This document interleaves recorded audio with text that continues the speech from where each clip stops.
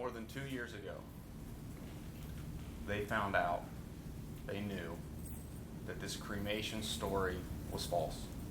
They knew it.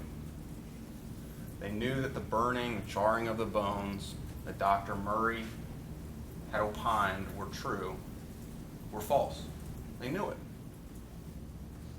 And yet they came in here more than 2 years after they know that's false. And they continued throughout the trial to tell us all, well, Skylar said it. Skylar said it. Even though their own doctor, Dr. Brown, admitted that it's silly, it is impossible to light a baby or any human being on fire with a lighter. Why'd they do it? Why would they come in here and tell all of us that this cremation and fire should be trusted? Why'd they do it? If they knew, they know. They know it's not possible. We all know. Our common sense tells us it's not possible. Science tells us it's not possible. Because they know that if you have reason to doubt what Skylar said about cremation and burning, then you have reason to doubt the other things she said that the detectives told her to say about signs of life. Well, if you really loved her,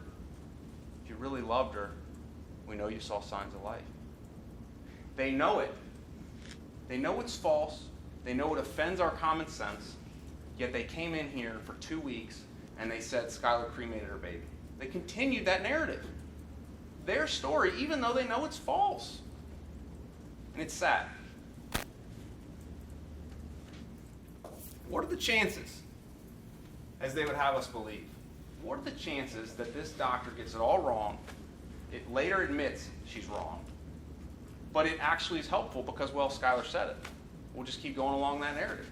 What are the odds? Well, we know in this case the odds are actually 0 that you can light a baby or a human being on fire with a lighter. It is impossible. And you'll see in the interrogation tapes, they talk to Skylar about how'd you put out the fire. She's confused. I think you'll see that. Shoot to the flames. I had to throw dirt on the flames. They hid the state fire marshal's report from us. They hid it from us. You heard Lieutenant Fain testify on the stand. He saw it. They don't even put their lead detective on the stand in a homicide case. Never heard of it. Ever. The state fire marshal report tests 3 things. The gravesite, no accelerant used, no ignitable fluid used. They don't show it to us. And then they don't want us to display it to you. Why? Because they know. If you have reason to doubt the burning, you have reason to doubt the signs of life. After they broke... I apologize for interrupting. Ladies and gentlemen, the fire marshal's report is not evidence in this case, and whatever evidence may have been in that report is not for your consideration. You are to disregard the part of the closing argument that refers to that as fact or the inference that it was hidden from the defense. Mr. Rickers, you may continue. You heard people testify to it. Lieutenant Fain testified to it. Before I forget, I cannot stand back up. And so just because I don't stand up after Mr. Knibben stands up does not mean that I don't have something to say. The government has the burden of proof, so in closing argument, they get to go first and last. So I don't want you all to think that I don't have something to say. That's not why I'm not standing back up. With jury service comes significant power. And I can tell that you all take your jobs very, very seriously. And you will soon have the power to start the healing process or to destroy. Annabelle has still not been returned to the Richardson family.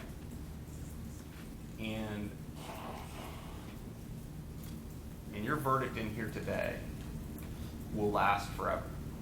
It is extremely, extremely rare that a verdict is ever overturned at any point. It will be final. Objection. Sustained. Jury will treat their verdict as if it is going to be final.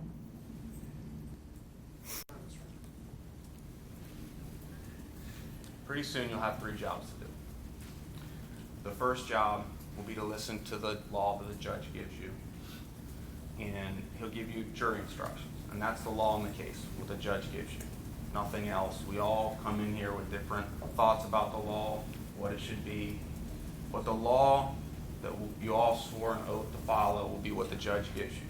And he'll give you those instructions, and you can read along with them as he reads them aloud to all of us, and you can actually take them back into the deliberation room with you.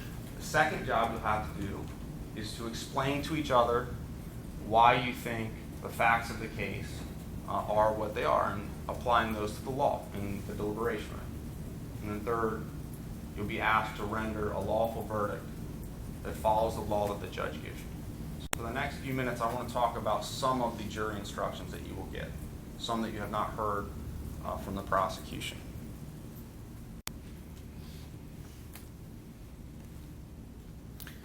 Can we toggle the HDMI, please? Thank you.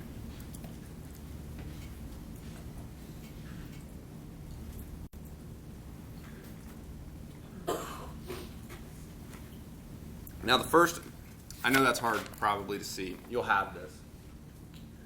First instruction, and we've heard a lot about it, is burden of proof.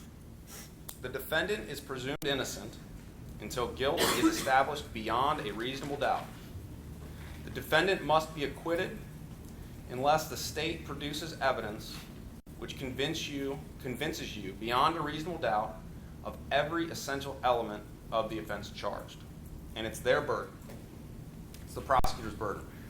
My fear sometimes with burden is that every day in our life, if we have 2 parties that are in dispute, that we typically in our everyday life, we say, well, who's more right? Is party A more right than party B, or is party B more right than party A? But in the law, criminal law, remember when we talked in voir dire about Lady Justice and she was blindfolded with the scales? If money is at stake, that is the case. It's just ever so slightly tilted. It's called preponderance, more likely than not. When the government comes into our homes to try to take our children away, it's clear and convincing evidence. Those scales must be tipped much further. But the highest burden in the land, before you strip someone of their liberty in a criminal case, it is beyond a reasonable doubt. It is the highest. Next slide, please.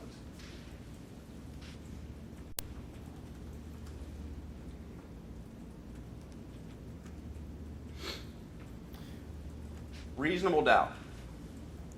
Reasonable doubt is present when you, after having carefully considered and compared all the evidence, cannot say you are firmly convinced of the truth of the charge. It is a doubt based on reason and common sense.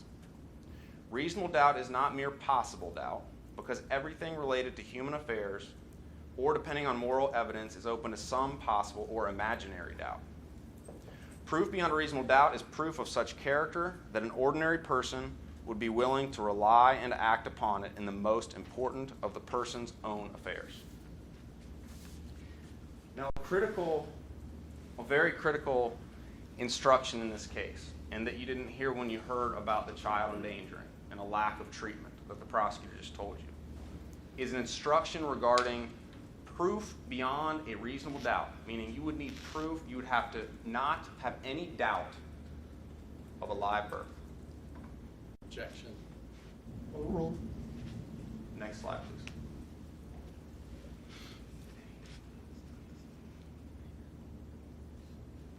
This is the instruction that you will get, and it will be in the natural consequences paragraph. With respect to the charges of aggravated murder, involuntary manslaughter, and child endangering, the defendant cannot be found guilty of any criminal behavior with respect to her unborn child while she is pregnant. As I told you, and this is the judge, as I told you in my initial voir dire, the most frequent example of this, which is not an allegation in this case, is where an expectant mother takes illegal drugs and the child is born addicted to those drugs or dies as a result of that drug usage. The mother in that example cannot be prosecuted for endangering or killing her unborn child. Likewise, it is not a crime for the defendant not to obtain prenatal care or for her to do things while pregnant that may be harmful or injure her unborn child. In order to find the defendant guilty of aggravated murder, involuntary manslaughter, and/or child endangering, the state of Ohio must prove beyond a reasonable doubt that the child alleged to be the victim, in this case, was born alive. And you'll get these instructions.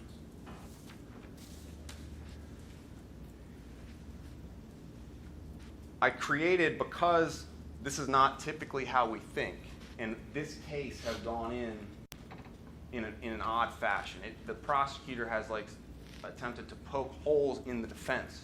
Usually it's the opposite. Usually the prosecutor has science and the defense tries to debunk the science. This case, it's been almost the opposite. The prosecutor's like, well, we're poking some holes in the defense. So I created, next slide please.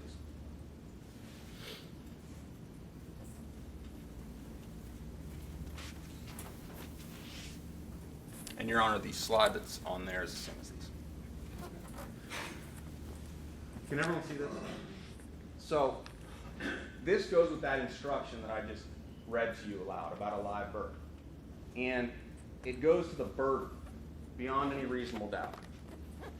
So if you believe that we've proven there's a stillbirth, it's obviously a not guilty verdict. If you think it is highly unlikely there was a live birth, not guilty. Less than likely there was a live birth, not guilty. There probably was not a live birth, not guilty. I think it is unlikely there was a live birth, not guilty. I do not know if there was a live birth, not guilty. Maybe a live birth, not guilty.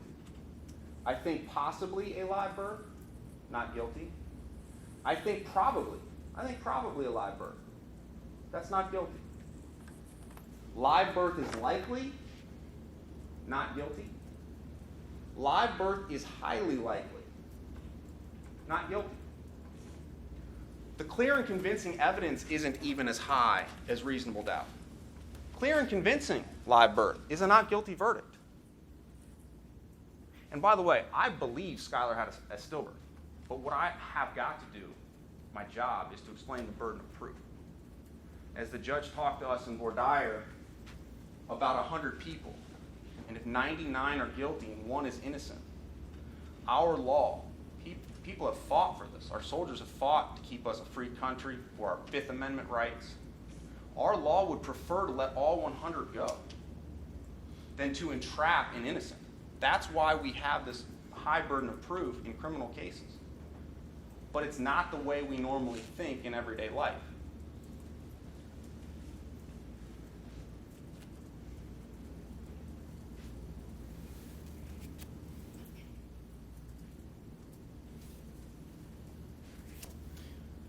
Another way to think about the burden of proof and reasonable doubt is, imagine with me you have a box, okay? And you put this box somewhere that you know it cannot be tampered with or opened, and you put a cat and a mouse in a box, okay? You leave for 10 minutes, and you come back. And you know no one's tampered with the box. You open up the box, and the cat's in there, and the mouse is gone. Beyond a reasonable doubt, the cat ate the mouse. The mice just don't disappear out of thin air. But let's assume the same set of facts, and you walk away for 10 minutes. And you come back, and there's a hole in the box. Maybe the mouse ate a hole in the box and walked out. Maybe the cat ate a hole in the box and the mouse walked out. Maybe the cat ate the mouse. But you have reason to doubt. You have reasonable doubt as to whether or not the cat ate the mouse. The important part of this is that one hole, one reason to doubt, is a not guilty verdict on those top 3 counts as it relates to live birth. And that's the law, and you'll have it in your hands.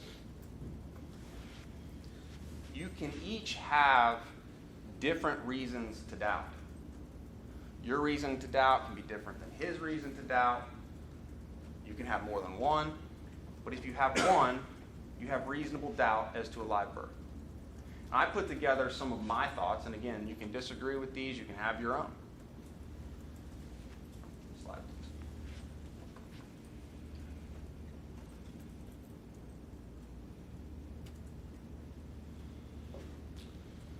please. Intrauterine growth restriction. We've heard a lot about it. And the prosecutor fought really hard on the 32 centimeter fundal height measurement that Dr. Andrews said he's taken thousands of fundal height measurements, and every time he uses a measuring tape. But they fought hard. They said, they fought hard for a reason. Fought hard for a reason. The doctor, you'll see on page, it's either 25 or 35 of the Hilltop records. You'll have it. He took two measurements that day. One was a fundal height measurement that he took with his hands, meaning with a measuring tape. And the other he did, it says US transabdominal. It's a transabdominal ultrasound. He took that, which is subjective, by the way. It's not that accurate. But he took that by taking an image, an ultrasonic image, of Skylar's belly and Annabelle. And he also estimated in that Skylar was 32 weeks. But he also did the measurement, 32 centimeters, which we've heard. Every doctor agreed that when you do a fundal height measurement and when you write something down to a precise centimeter, you do it with a measuring tape. But they fought it and they fought it and they fought it. If I told you I made this podium by hand, made by hand, and the prosecutor thought it would hurt their case, they'd stand up here and say, you didn't use a saw. You didn't use a saw. You said you did it by hand. It defies our common sense and logic. But they fight us on it because they know it gives us reason to doubt. Growth restriction. We can look. I mean, some of these witnesses that came in, they have no motivation to lie. These teachers and counselors, they had no idea Skylar was pregnant, let alone 9 months pregnant. We can see that with our own eyes. She was growth restricted. Next slide,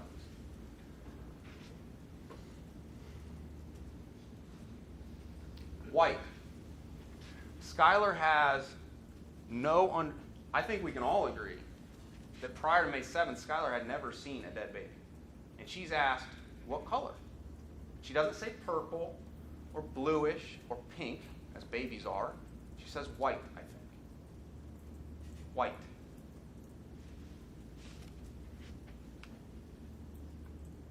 Never cut the umbilical cord. Very clear throughout both interviews. Never had to cut the cord. Skylar, medical significance of that, Skylar has no clue. The detective has to tell her what the placenta is in the second interrogation. She has no clue that the umbilical cord carries oxygenated blood from the placenta to the fetus. That a cord either snapping at delivery or in utero is essentially a stillbirth. I mean, that's what happens. When babies don't get that oxygen-rich blood from the placenta, they turn white because they don't have the oxygen and they die. Skylar had no idea what she was saying. In fact, at one point, she thinks she could have hurt Annabelle by not cutting the cord. Next slide, please. Placental abruption. Bleeding in the third trimester. Next slide. Skylar goes back to the same OBGYN where her aunt works. Her own aunt works at Hilltop. She knows they know she's pregnant. Her aunt's there. Goes back to the same OBGYN. Skylar's life history. You all heard from people. They're not liars. I don't think anyone thought that they were. A zebra does not change its stripes overnight, as the state would have you believe. No evidence of live birth. Their own doctor, Dr. Latham, who they brought in from out of state. No signs of trauma, no signs of burning. That in and of itself is reasonable doubt. Next slide, please.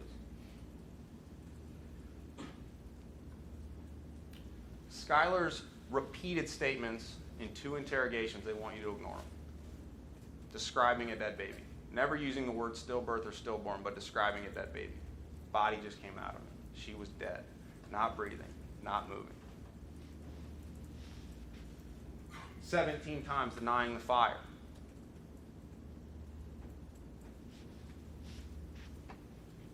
A burial with marker and flowers, a flower pot and flowers, and naming her child. They keep talking about concealing and destroying, attempting to lower their burden because the natural decomposition process occurred after you bury someone. Of course. Women who kill their children, we've read about it, we've heard about it, throw them in dumpsters. They try to distance themselves from the body. Throw them away in trash cans, like towels. Skylar named her child. She put her in a grave site that she could see from her bedroom window and kept her close, put flowers on her grave and marked the grave, and they continue to talk about concealing and destroying. And the tampering with evidence charge is gone. Yet they continue to do it.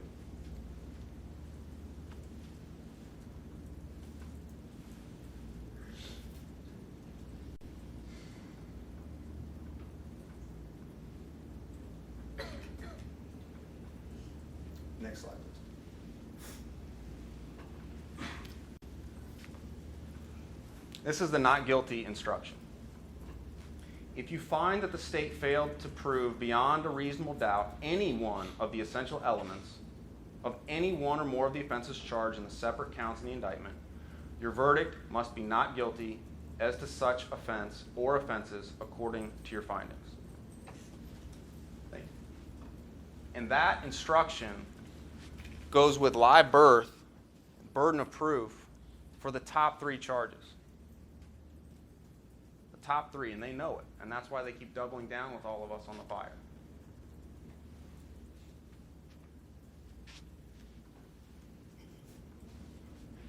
Now, we heard in Vordaer, I think when Ms. Kraft was standing up and speaking with us, she said this isn't a science case.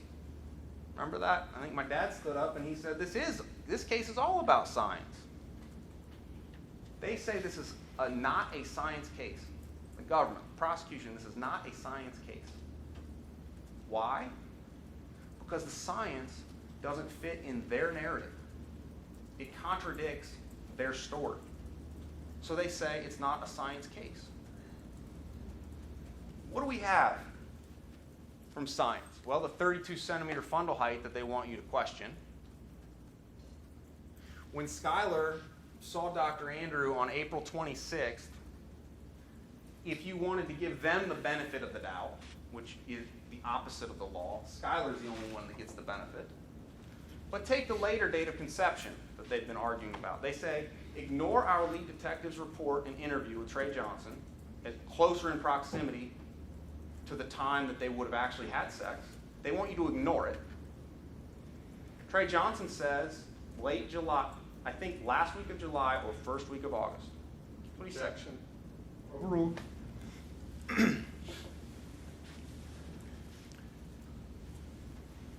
Science tells us, even on taking their Dr. Latham, the femur length, average femur length, 38 to 40 weeks gestation. So take the middle, 39.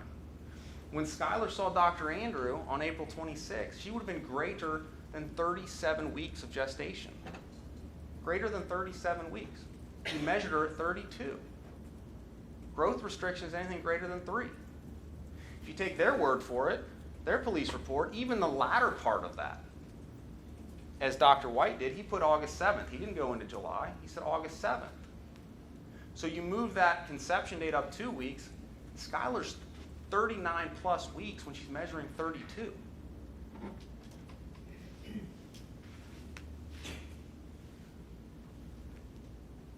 What other science do they want us to ignore? We probably didn't even need science for this.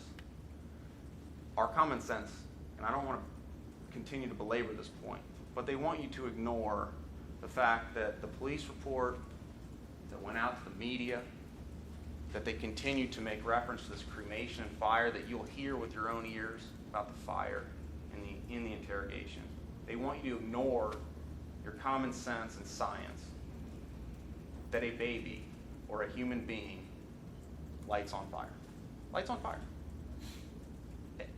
I mean, it is sad that they can't even come in here and admit the truth. Indications of a stillbirth.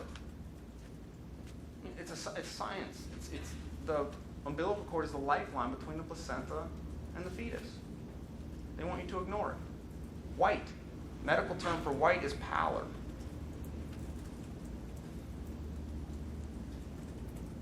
So what do? Well, they bring in a DNA expert who testified well, Amy Dillard.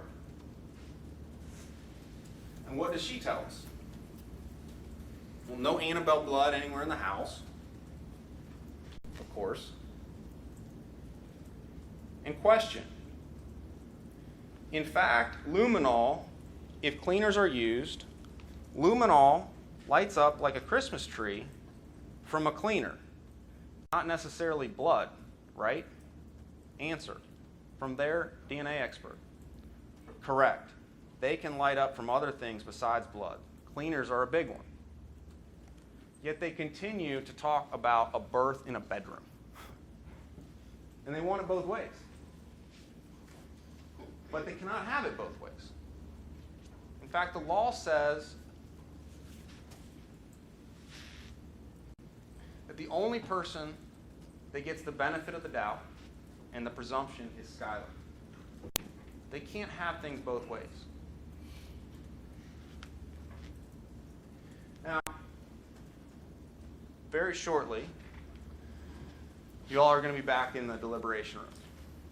And 12 of you will be discussing what a proper verdict is. You all swore an oath to serve on a lawful jury that follows the law. And you each one of you has a right to serve on a jury that follows the law as Judge Oda gives you. And it's a right the prosecutor can't take away from you. I can't take away from you. Not even Judge Oda can take that right away from you. You each have a right to serve on a jury that follows the law and renders a verdict based on the law that Judge Oda gives you. And no other juror can take that right away from you as well. So if you're in the jury room and someone says, well, Skylar should have testified, it's improper. That's not the law. We all have a Fifth Amendment right. Knock on the door, get Mr. Mullins, and he'll get the judge. It is not proper discussion about whether or not Skylar testified. Can you do the next slide, please?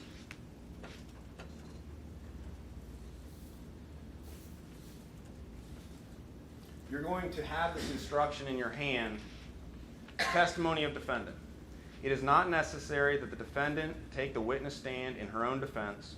She has a constitutional right not to testify. The fact that Ms. Richardson did not testify must not be considered by you for any purpose. You saw what they did to doctors who they subpoenaed in here. You saw what they tried to do about, well, you said by hand, or you saw how they, can you imagine, one manipulative interrogation of Skylar is enough.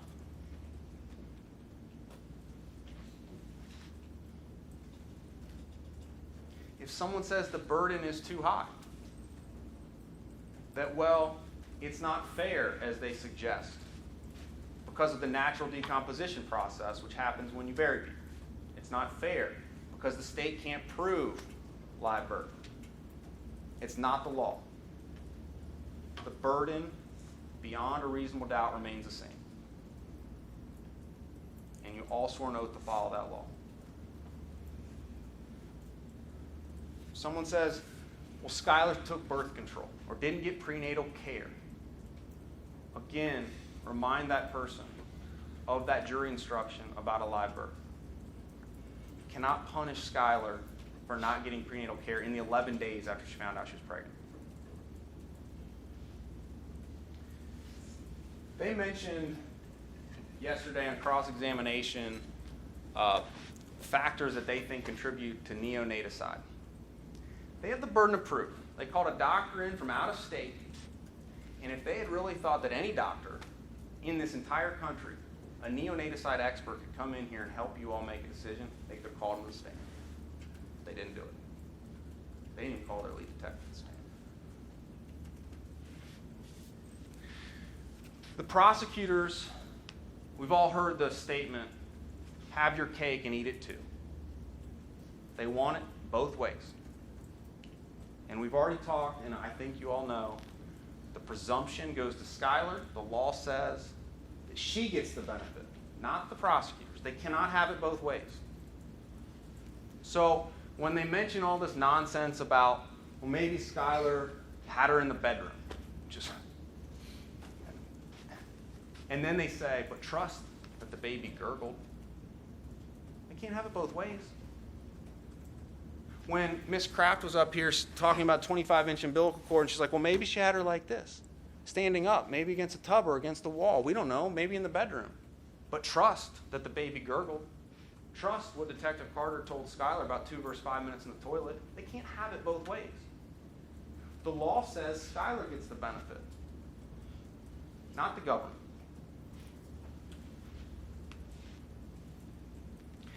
They have repeatedly said that Skylar concealed her pregnancy for 9 months. It's not true. And they cannot have this both ways. Skylar she did have a suspicion that she was pregnant, no question, before she went to Dr. Andrew on April 26th. And when she went, she reacted genuinely, and he said that. She was in absolute shock. They can't have it both ways, that she concealed her pregnancy for 9 months, and then also have her reacting genuinely when Dr. Andrew confirms that she's pregnant. They also, as they would lead us to believe, that Skylar is sinister, evil, cold-blooded murderer and concealed her pregnancy so that she could kill Annabelle, but then reacts genuinely to the doctor and goes back to the same group. You can't have it both ways, and the law says they can't. Skylar gets the benefit. Dr. Andrew, Ms. Kraft mentioned this in her closing about suicide warnings. You heard Dr. Andrew. You heard him. He said he gives the same information that he gave Skylar to every pregnant woman in her 3rd trimester.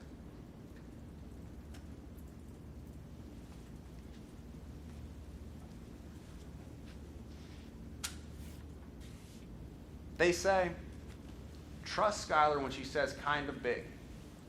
Trust that, but ignore the 30 times she describes a dead baby. Ignore the 17 times she denies there's a fire, but trust that she says kind of big. Skylar had never given birth before. She gives birth into a toilet with 1-inch water, and a body comes out of her. Of course, Annabelle looked kind of big. My wife gave birth to my daughter on March 2nd of this year. And I had never seen a live birth, ever. And this was 6.5 months ago. My wife was in the hospital with great care, wonderful OBGYNs and nurses around her. There was fetal heart rate monitor. She did not have 6 years of an eating disorder. I can tell you she was not growth restricted. I knew she was pregnant. You could tell. And had the doctors not reacted quickly with a heartbeat monitor they were following my daughter's fetal heart rate, my daughter wouldn't be here today. And when they did an emergency C-section on my wife and pulled my daughter, Johanna, out of my wife, she was blue and purple, and I didn't know. I didn't know that that's what babies are supposed to look like, and I was scared until she let out what Dr. White said is the miracle of life, that wail.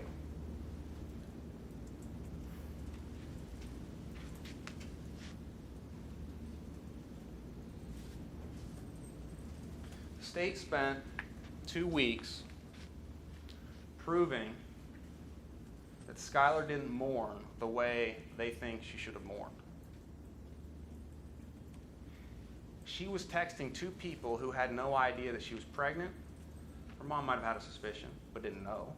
And Skylar didn't want to talk to her mom or boyfriend about her stillbirth. They didn't know. That doesn't mean she wasn't grieving inside or hurting.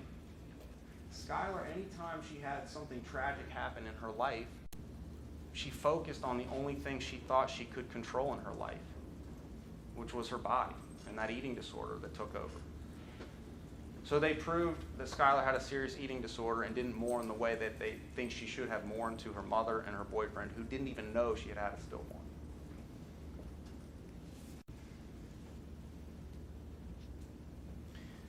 We know, in this case, from their witness, Dr. Latham, no signs of trauma, no signs of violence, no burning. Their witness, Dr. Latham. We know from Professor Hirsch, false confession expert, the Reed method, Reed technique, how susceptible a person can be who is naive, vulnerable, and suggestible. As Dr. Bassman told us, the Reed method creates false confessions, and valid ones. And we don't even have to take Dr. Bassman's word for Skylar's suggestibility. We heard from friends and teachers and counselors. You could see her in the interview like a 12-year-old holding Officer Yee and Detective Carter's hand, begging for their hands, asking for a mom.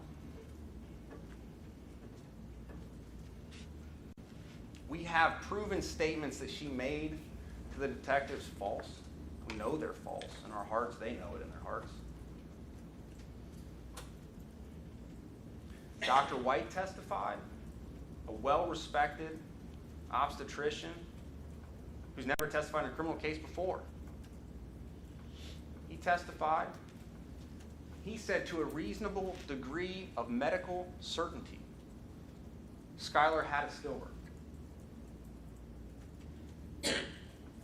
Their doctor just said, I don't have enough information, so I disagree with Dr. White.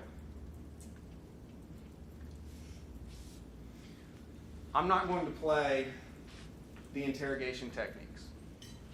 The interrogation tapes or clips. Thankfully, you've all seen them now, and you will have them. You will have those in the back when you're deliberating, and you can watch them in entirety, in part, however you choose. And I'm glad that you now have them in their entirety so that they can be put in total context. What you won't have, you won't be able to get at any point, unfortunately, and this is normal in trials, the testimony from all the other witnesses. Trust yourselves. You guys, you've been paying great attention, taking notes. Even those who are not taking notes, I know you're paying a lot of attention. Trust your memories, because you can't, the judge won't give you transcripts of prior testimony or a video of prior testimony. So trust each other, trust what you heard. Don't take it from me, don't take it from the prosecutor. Trust what you heard.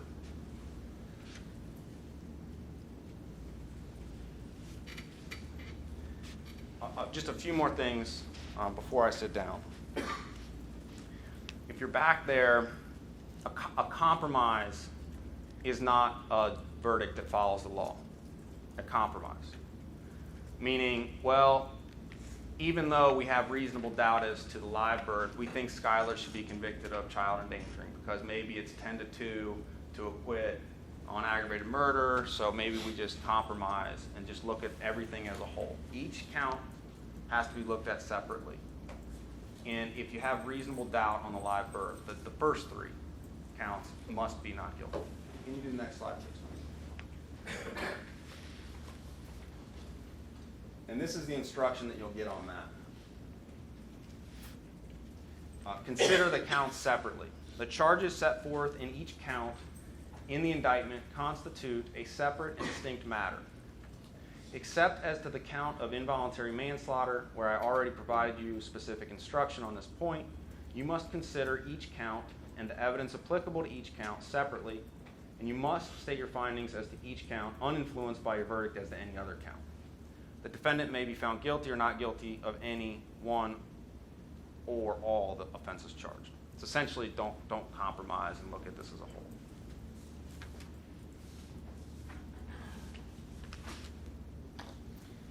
The fourth count, you have 4 charges, is abuse of a corpse. And it is still a very serious felony. A conviction on that would label Skylar a felon. And the instruction, I think the prosecutor did read you the instruction on that count, is that her conduct, that's the key, her conduct offended the outraged reasonable community sensibilities. I agree the community's been outraged. But they've been outraged because for more than 2 years, the prosecutor's office and the detectives have said, we don't know if Skylar burned her baby alive. She said she lit her baby on fire. So ask yourself why they've been outraged.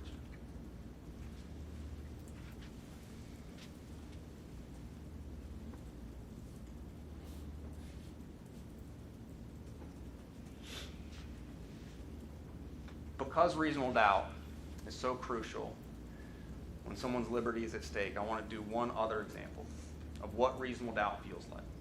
And imagine with me you're in the back. You're in the deliberation room. 12 of you are sitting around the table, and you're talking about what a just verdict is, and you're looking at the law that Judge Oda gives you. And you get a knock. And Mr. Mullins gives you a disc. And he puts it in the middle of the table, and he says, we just received this, ladies and gentlemen. It's a video recording of the Richardson household on the early morning hours of May 7th. He just puts it on the table. If you reach for this to play it, you have reasonable doubt as to what occurred. Period. That is not a guilty verdict on those first 3 counts. That's what reasonable doubt feels like.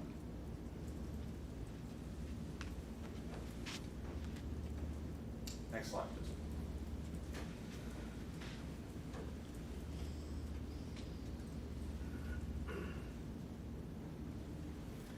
Conduct while deliberating.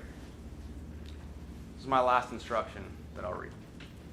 Consult with one another in the jury room and deliberate with a view to reaching an agreement if you can do so without disturbing your individual judgments. Each of you must decide this case for yourself. You should do so, however, only after discussion of the case with the other jurors. You do not hesitate to change your opinion if convinced that it is wrong. You should not surrender your considered opinion concerning the weight of the evidence, however, in order to be congenial or to reach a verdict solely because of the opinion of other jurors.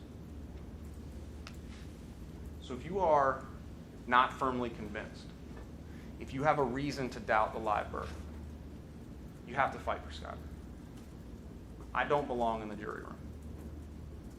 I'm sure you all are probably glad that we're not going to be back in the jury room. And this is the hardest part of any case, and that's passing the burden of Skylar on you. I trust you'll find her not guilty.